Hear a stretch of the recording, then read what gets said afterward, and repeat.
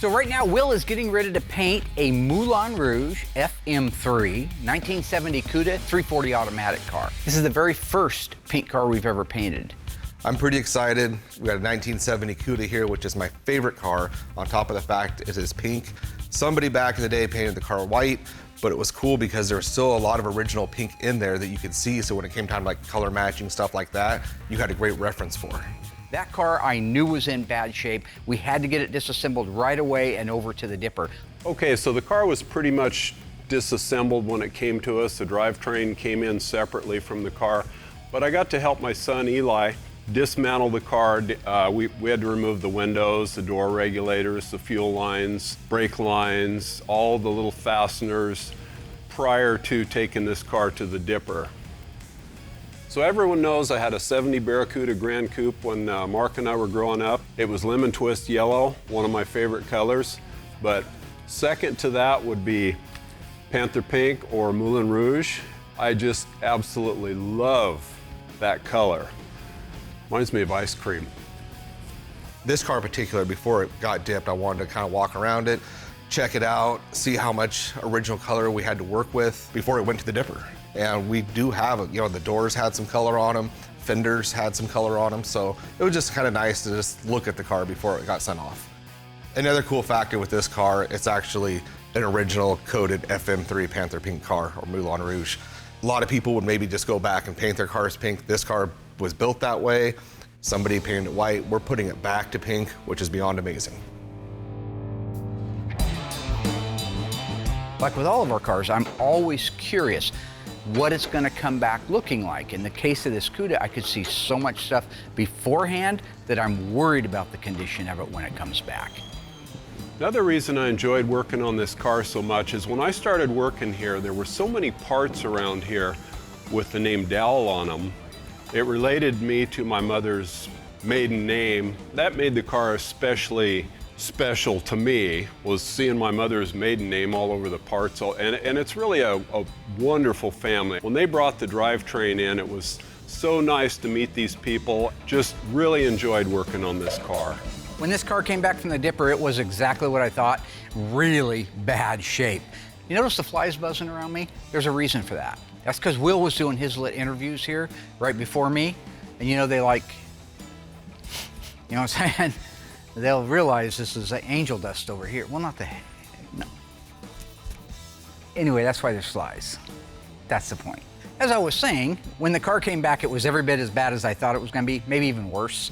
This car needed absolutely everything on it in the way of sheet metal, except for maybe 5 or 6 parts. That means George spent 8 weeks, hands-on, 40 hours a week, doing all the metal work on this car. Not to bore everyone to death with how many parts, but just to give you an example. So the parts that we replaced on this car: main floor, right and left step wells, under seat pan, trunk floor extensions, rear body panel reinforcement, rear cross member, both extensions, inner and outer wheelhouses, left and right inner fenders, windshield opening all the way around, upper cowl panel, lower cowl panel, firewall, Dutchman panel, both quarter panels, and every bolt-on part to go with it. Literally, there were only a handful of parts that weren't replaced on it. We even ended up replacing, on the right-hand side, a section of the hinge pillar, and on the left-hand side, the entire hinge pillar. So in addition to the parts that we were able to replace, this Cuda had the same one that our black Hemi car had, that the most recent car we showed you had on that Charger. The inner structure of the roof was completely rotted. We had to hand fabricate 50 pieces to go in that thing. That's how we ended up with 8 solid weeks of metal work on that car.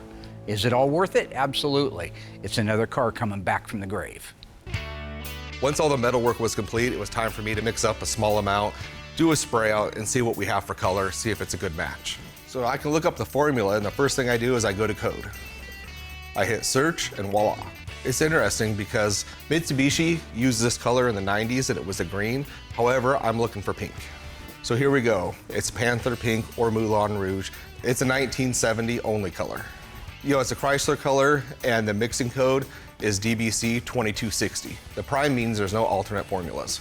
Some colors have a lot of different variants, selections to choose from. This particular color, there's only one. So I select that, hit enter, then it brings up the next menu. The next window is the toners itself, and this is the formula that makes up the color. I'm only doing a spray out, so I only need to mix up 16 ounces to see how it looks. Before I can mix the color, I just have to select the amount, and then I can mix it. I can select 1 ounce. The problem is when you make such a small amount, some toners don't even go in. So you actually need to make the 16 ounces. That way you're getting enough of each color and your color is gonna be more accurate at the end. It'll take approximately 3 gallons to paint the whole car. Once I have the amount already selected, I just print my label, go right back out to the mixing room and start mixing the paint. Before I start mixing colors, I get all the paint out that I'm going to use. In this circumstance, it's only 4 toners. First thing I do is zero out the scale and then start adding the first toner. So the first toners are 1679 red and it requires 215.5 grams. So the second color is also a red and it's 1692. We're going to use an accumulative formula, meaning the scale is going to count for us. So we take the 1692 to 398 grams. The next toner is 1684 white. And with the white, we take it to 495.3. So the last toner is 1609, which is a Quindo violet, which really gives you a real rich color. And we top that off at 538.1, and that's it. So this is the best part, is when you get all your toners in, you start stirring it up and you actually watch the color change to what it's supposed to be. Then at that point, we can just reduce it and we're ready to spray it out. This car had a lot of metal replaced on it. You know, we do our normal jam work when the car's apart. That way you can get reach to those areas. But we had to replace almost everything. When those quarters are off, it's nice to do the sound deadener. You have a nice, beautiful surface to work on. You apply that just like the way factory did. You have to let that sit overnight, because if you paint it too soon, it'll actually re-soften it and make a mess. You let that sit overnight, and then I go in, I put my base coat on, clear coat. A little bit longer of a process because it wasn't available in single stage, but the overall quality of work is 10 times better. Mark likes to overpaint with everything, and that's okay. When it comes to epoxies, sealers, all that stuff, we do it. But at this point, I can just have Noah take over. When you're jamming these cars, there's a lot to it. You just don't go in there and blow color in there. You gotta prep it. That means all those hard to reach spots have to be sanded, cleaned, actually ready for paint. All these areas have to be scuffed for adhesion. If you don't do that, your paint's not gonna stick. Once we got the panels all prepped, we get the color shooken up and then we're ready to go. Okay, so I found out that this color was only available in 1970. And this was the first one that we did here in this Moulin Rouge color. It just made it so much more enjoyable to see this color so bright that we'd never seen before. Mark says the only reason that I love this color so much was because it was related to the Pink Panther movies. Well, yes, I mean, I did love the movies, but it also reminds me of ice cream. I'm ready to start clearing. I use the 2002 clear. It's thick, high solids, great PPG product. So temperature's everything on these cars, and these camera guys know if it's 100 degrees, it's gonna be a 100-degree day, we gotta get in early and paint, because what'll happen is that paint's drying quicker than what you need it. These guys will come in at like 4 in the morning with me, you know, on hot days. So you like to be at 65 to 70, maybe even 80 degrees is kind of the sweet spot for that paint to dry. I like to be able to put a nice, even, beautiful first coat on, give it 20 minutes, give or take, and then go apply my second coat, wait 20 minutes, and then I'll apply my third. See, more of that crazy stuff, right? You see it? He's all over the place. It's like watching a tennis match. Back and forth, he's jumping over the net. Just plant your feet, spread your wings, become ice cold, man. That jumping all over the place, that would be exhausting for me. He must feel like he ran a damn marathon. I haven't seen Forrest Gump didn't walk and run that much. Pete, don't indulge him. You know so well my technique is good. You know what I do is great. Don't humor Mark with this. You're wasting my time. So despite all Mark's silliness, all that's behind us. He just likes to, get that camera time. The car is done. It looks amazing, and I couldn't be happier with it.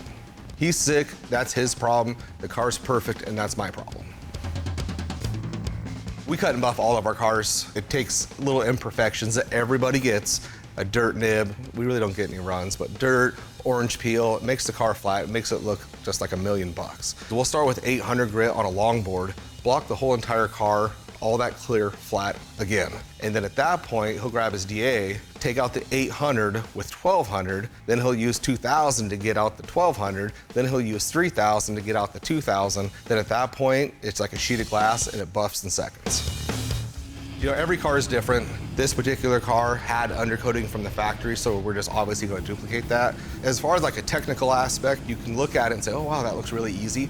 But there's a lot that goes into it. Making sure it looks good before you do anything. And a lot of people will put too much on to cover up butchery. We don't do that here. And the great thing is you have rotisseries. You have to turn these things almost upside down just to make sure you get every area. I like to put a nice, even, good, thorough coat, all parts and pieces and every angle to get the whole thing covered. That way, when the owner has the car or people see it at car shows, you can see the work that we did with nice, clean spot welds. Everything is very sanitary and it looks amazing.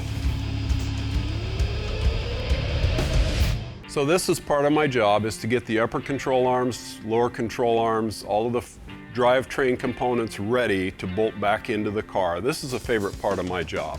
Now, this was kind of a unique car in as much as all we did was the body and the paint work on it.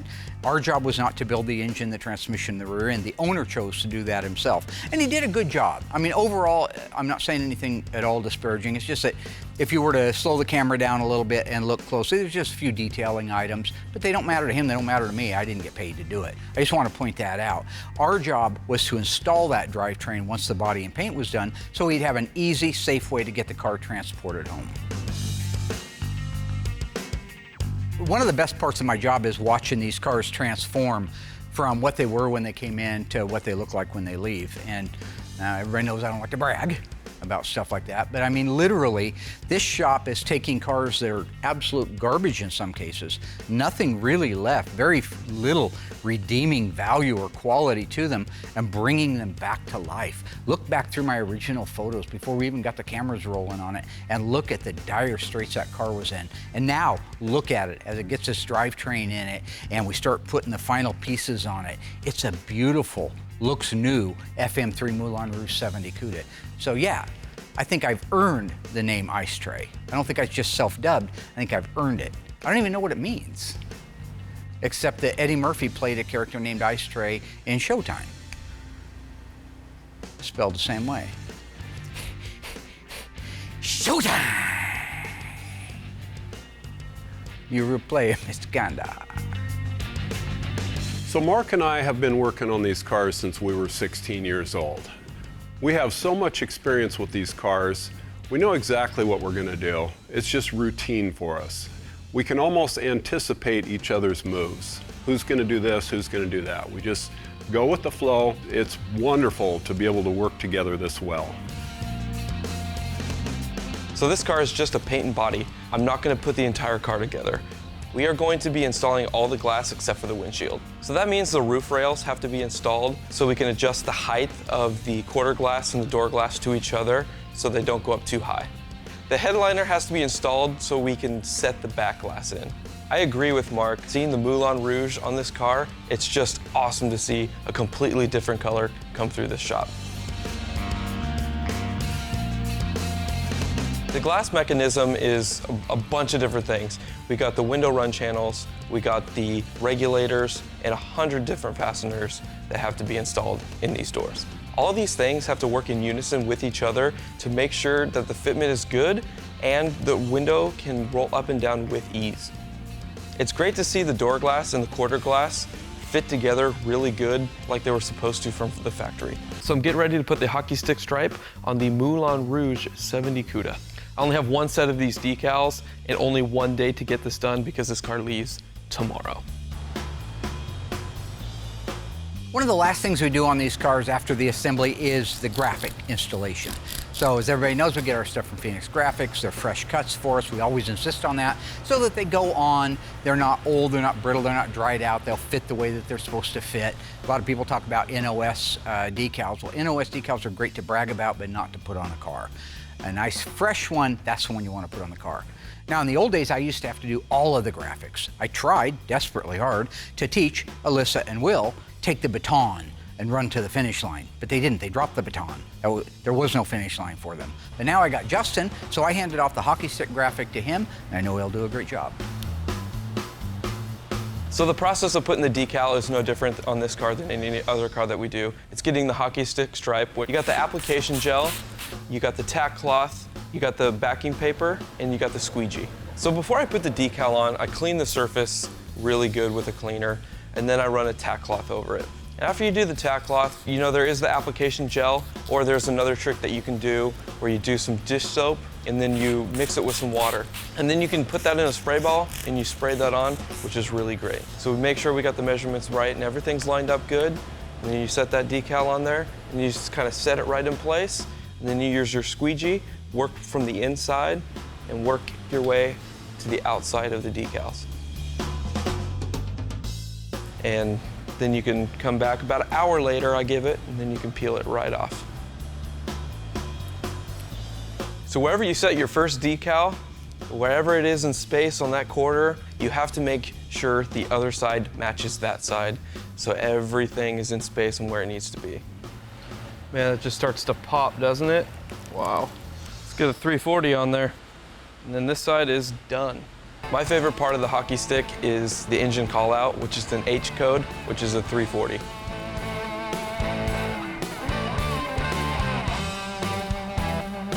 The only color that you could get in the hockey stick stripe was glossy black. So if you see anybody else out there with a white decal, red decal, that's actually completely aftermarket and somebody customized that and got that put on their car.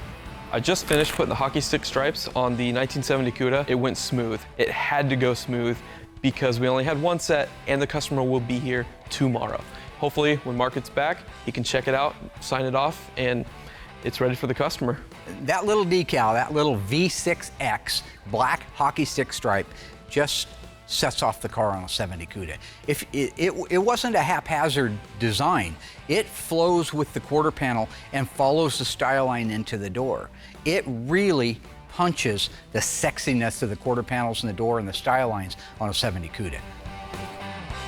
This car was very rewarding. Not only was it like my dream car, almost exactly, the car came out great. From the metal department, the body guys, the cut and buff guys, everyone did a great job. I love the pink. It's just, you don't see it. And the fact that's what Mopar did in the 70s is absolutely insane. What guy wants a pink muscle car? So the rarity of it on top of what car it is, by far my favorite, and I was excited to be able to do it. Some reveals, you know, we do big shows. Some people just don't want it. They just want their car back. Some folks can't wait to get in here and look at it and maybe be part of the filming. These folks weren't necessarily that way. They were more behind the scenes people. In this circumstance, we didn't do a big reveal. But when you do a car that's body and paint only, that's all you have to look at. And he couldn't be happier, which makes me super happy. And it's another car out of here. At the end of the day, we get to work on the greatest cars ever made, and we have an amazing team working here. And making someone's dream come true is just the icing on the cake, and I'm just blessed to be a part of this. So the folks that own this car are going to be so thrilled with this car when they take it home. I know they're going to love this forever. I know I would. He brought his daughter down, who is actually getting the car. It's going to be her car, so good job for her. She's very excited. It really is a wonderful reward to see that trailer going down the road and knowing that we brought another dead car back to life, and in a fantastic way. And that's why I do what I do. For the love of the car, the love of the owners, and to see those cars come back to life. Hello ghouls, Mark Warman here, the Ice Tree from Graveyard Cars. If you enjoyed this video, be sure to like it, drop a comment down below, and subscribe to our channel. We have fantastic stuff coming up, and some of it you've never seen before. I gotta go insult people. Hey Alice!